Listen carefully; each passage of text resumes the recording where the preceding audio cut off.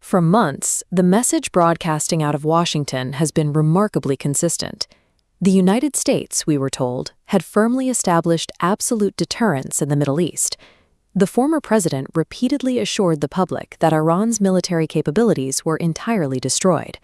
There was no need to worry about further attacks because the missiles and the infrastructure, the capacity to strike back, it was all completely gone. Relying on these official statements, the American public largely believed the matter was settled. If the adversary's military was wiped out, the logic followed that stationed troops were safe from state-sponsored violence. This narrative neatly packaged the conflict as a completed mission.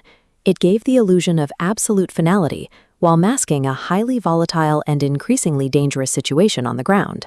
The actual conditions contradict those assurances. Over the past 5 months, 17 American soldiers have been killed in action. These casualties are highly unusual. The military isn't executing a traditional ground invasion, nor are these troops getting caught in expected localized guerrilla skirmishes. Today, American media outlets and military experts are publicly questioning the White House. They are pointing to the precision of these attacks, asking how they are even possible if the targeting military had supposedly been neutralized. While Washington continues to frame its actions as a contained operation, the opposing side sees it differently. The Iranian president has explicitly declared that his nation is currently engaged in a full-scale war. The lethal reality on the ground makes previous assurances from Washington increasingly difficult to defend, highlighting a massive gap between political claims and the truth. To understand how this is happening, we have to look at the geography. American troops are stationed at isolated air bases scattered across the region, some located thousands of kilometers away from Iran's actual borders. Despite that massive distance, Iran is successfully executing highly precise, long-range missile strikes that penetrate deep into neighboring countries, like the recent attacks in Jordan. Hitting a specific target from thousands of kilometers away requires sophisticated, fully operational military infrastructure. These strikes directly disprove the claim that Iran's offensive capabilities were degraded. Following the lethal strikes on the Jordanian base, immense political pressure is now mounting on Donald Trump to issue a forceful retaliation. This directly creates a massive strategic trap. Ordering a heavy, direct strike against Iran risks officially igniting the exact war the administration previously claimed they had already won. Direct missile strikes, however, are only one part of this offensive. Iran is simultaneously deploying a broader, asymmetric strategy to apply pressure on the United States. The Houthi rebels in Yemen serve as a highly effective proxy force, significantly extending the geographic radius of this conflict. Their tactical objective is to institute a regional chokehold. They have publicly declared their intent to target any commercial or military ship entering or leaving Saudi Arabian ports.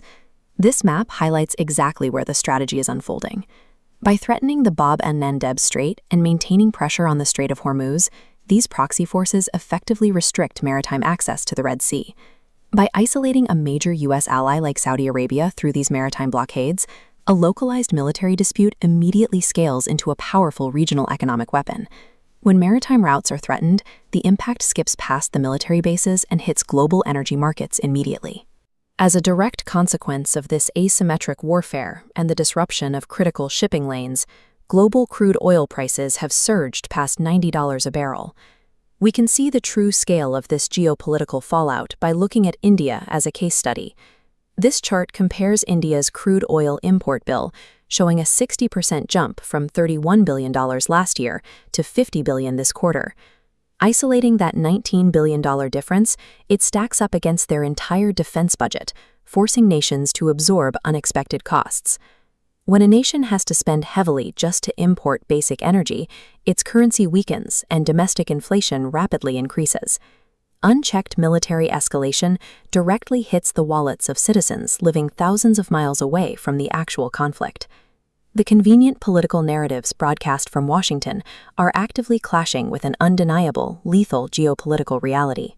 What began as isolated desert strikes has far outgrown the Middle East, severing critical trade routes and severely disrupting global supply chains. This persistent, unresolved friction creates a constant threat of economic paralysis, capable of destabilizing international markets at any moment. If you value clarity over chaos, explore more on Clear Lens X.